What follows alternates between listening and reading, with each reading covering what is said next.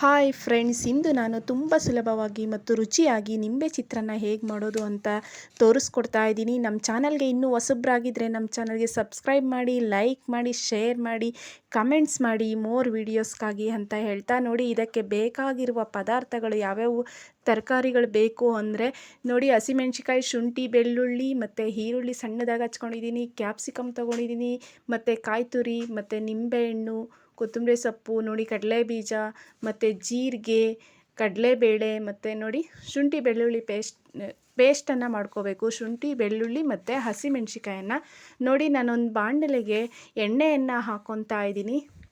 ಹಾಕ್ಕೊಂಡು ನೋಡಿ ಸಾಸಿವೆಯನ್ನು ಹಾಕ್ಕೋಬೇಕು. ಸಾಸಿವೆ ಚೆನ್ನಾಗಿ ಸಿಡ್ದಾದ್ಮೇಲೆ ನಾವು ಹಸಿ ಕರ್ಬೇವಿನ ಸೊಪ್ಪನ್ನು ಯೂಸ್ ಮಾಡಿದ್ರೆ ತುಂಬ ಟೇಸ್ಟಿಯಾಗಿರುತ್ತೆ, ತುಂಬ ಫ್ಲೇವರನ್ನು ಕೊಡುತ್ತೆ, ತುಂಬ ಟೇಸ್ಟಿಯಾಗೂ ಇರುತ್ತೆ ಚಿತ್ರಾನ್ನ.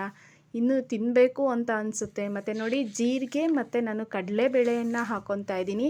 ನೀವು ಕಡಲೆ ಬೀಜವನ್ನು ಹಾಗೆ ಎಣ್ಣೆಲಿ ಹೀಗೆ ಹಾಕೋಬೋದು, ಇಲ್ಲ ಅಂದರೆ ಬೇರೆ ಸಪ್ರೇಟ್ ನಾವು ಎಣ್ಣೆಲಿ ಹುರ್ಕೊಂಡು ಇಟ್ಕೊತೀವಿ ಅಂದರೆ ಆ ಥರ ಬೇಕಾದರೂ ಹಾಕೋಬೋದು. ಇಲ್ಲ ಅಂದರೆ ನೋಡಿ ಇದೇ ಥರ ಎಲ್ಲವನ್ನು ಹಾಕ್ಕೊಂಡಿದ್ದೀನಿ. ಕರ್ಬೇವಿನ ಸೊಪ್ಪು ಮತ್ತು ಕಡಲೆ ಬೀಜ, ಕಡಲೆಬೇಳೆ ಮತ್ತು ಜೀರಿಗೆ, ಸಾಸಿವೆ. ನೆಕ್ಸ್ಟ್ ನಾನು ಕ್ಯಾಪ್ಸಿಕಮನ್ನು ಹಾಕ್ಕೊಂಡಿದ್ದೀನಿ. ನೆಕ್ಸ್ಟ್ ನೋಡಿ ಈರುಳ್ಳಿಯನ್ನು ಸಣ್ಣದಾಗಿ ಹಚ್ಚಿಟ್ಕೊಂಡಿದ್ದೆ, ಅದನ್ನು ಹಾಕ್ತಾಯಿದ್ದೀನಿ.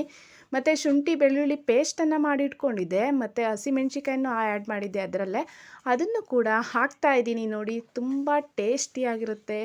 ನಾವು ಶುಂಠಿ ಬೆಳ್ಳುಳ್ಳಿ ಪೇಸ್ಟ್ ಅಂತೂ ತುಂಬ ಟೇಸ್ಟಿಯಾಗಿರುತ್ತೆ. ನೋಡಿ ಇಷ್ಟೇ ನೋಡಿ, ಇಷ್ಟೇ ಪದಾರ್ಥಗಳು ಬೇಕಾಗೋದು. ಇದ್ರ ಜೊತೆಗೆ ಕಾಯಿ ತುರಿ ಮತ್ತು ಕೊತ್ತಂಬರಿ ಸೊಪ್ಪು ಇಷ್ಟಿದ್ರೆ ಸಾಕು, ನಿಂಬೆಹಣ್ಣಿನ ಚಿತ್ರಾನ್ನ ರೆಡಿಯಾಗುತ್ತೆ. ನೋಡಿ ನಾನು ನೆಕ್ಸ್ಟ್ ಅರಿಶಿಣವನ್ನು ಹಾಕ್ಕೊತಾ ಇದ್ದೀನಿ. ತುಂಬ ಕಲ್ಲರ್ಗೆ ನಮಗೆ ಬೇಕು ಅಂತ ಅರಿಶಿಣವನ್ನು ಹಾಕ್ಕೊತಿದ್ದೀನಿ. ಮತ್ತು ರುಚಿಗೆ ತಕ್ಕಷ್ಟು ಉಪ್ಪನ್ನು ಹಾಕ್ಕೊತಾ ಇದ್ದೀನಿ. ನೋಡಿ ಎಷ್ಟು ಬೇಕೋ ನಮಗೆ ಉಪ್ಪನ್ನು ಹಾಕ್ಕೊಂಡು ಮತ್ತೆ ನಾವು ಕಲಿಸ್ಬೇಕಾದ್ರೆ ಬೇಕಾದ್ರೆ ಆ್ಯಡ್ ಮಾಡ್ಕೋಬೋದು. ನೆಕ್ಸ್ಟು ನಾನು ಕೊತ್ತಂಬರಿ ಸೊಪ್ಪನ್ನು ಹಾಕ್ಕೊಂಡಿದ್ದೀನಿ ಮತ್ತು ಕಾಯಿ ತುರಿಯನ್ನು ಹಾಕ್ಕೊಂಡಿದ್ದೀನಿ. ನೋಡಿ ಹಾಕ್ಕೊತಾ ಇದ್ದೀನಿ. ಅದ್ರ ಜೊತೆಗೆ ಲಾಸ್ಟಿಗೆ ಹಾಕ್ಬಿಡಿ, ತುಂಬ ಟೇಸ್ಟಿಯಾಗಿರುತ್ತೆ. ಮತ್ತು ನಾನು ನಿಂಬೆಹಣ್ಣಿನ ರಸವನ್ನು ಹಿಂಡಿಟ್ಕೊಂಡಿದ್ದೆ, ಅದನ್ನು ಸೋಸಿಟ್ಕೊಂಡಿದ್ದೆ, ಅದನ್ನು ಹಾಕಿದೆ.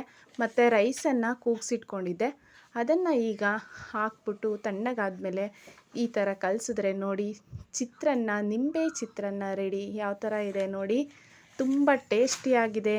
ಮತ್ತು ಮಕ್ಕಳಿಗೂ ತುಂಬ ಇಷ್ಟ ಆಗುತ್ತೆ, ಮನೆಯವರೆಲ್ಲರಿಗೂ ತುಂಬ ಇಷ್ಟ ಆಗುತ್ತೆ. ನೀವು ಕೂಡ ನಿಮ್ಮ ಮನೆಯಲ್ಲಿ ಟ್ರೈ ಮಾಡಿ ಇದೇ ರೀತಿ. ತುಂಬ ಟೇಸ್ಟಿ ಆ್ಯಂಡ್ ತುಂಬ ಚೆನ್ನಾಗಿರುತ್ತೆ, ಹೆಲ್ತಿ